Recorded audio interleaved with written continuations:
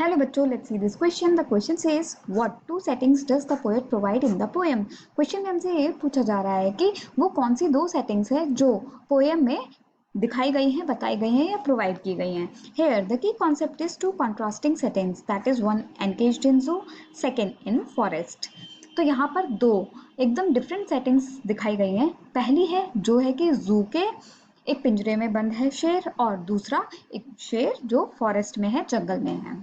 So, Leslie Norris, in the poem A Tiger in the Zoo, presents two contrasting settings within which the actions, the movements, and the behavior of the tiger are presented. The tiger is shown to be encaged in a cell, and other setting is in the forest. The natural environment allows tiger to be free and move wherever he wants to move. तो बच्चों, a tiger in the zoo जो poem है उनकी लेखक है Leslie Norris.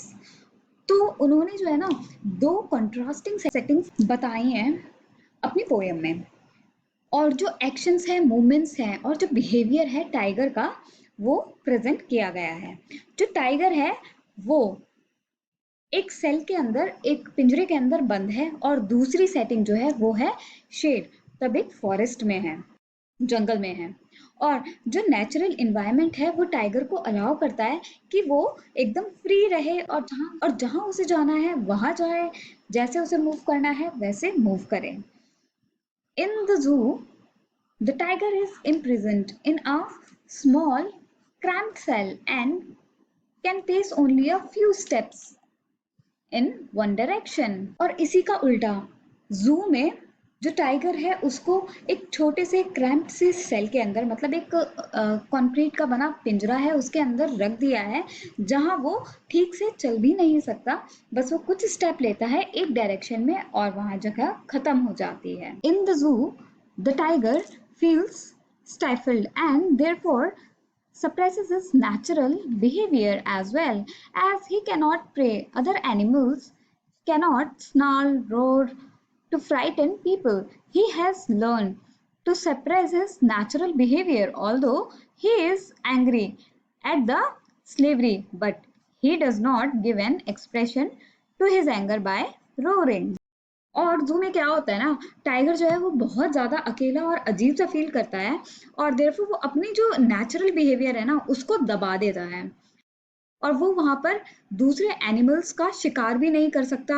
ना वो गुर्रा सकता है अपने टीथ दिखा के, ना वो रोर कर सकता है, और ना ही वो लोगों को डरा सकता है उस जू में.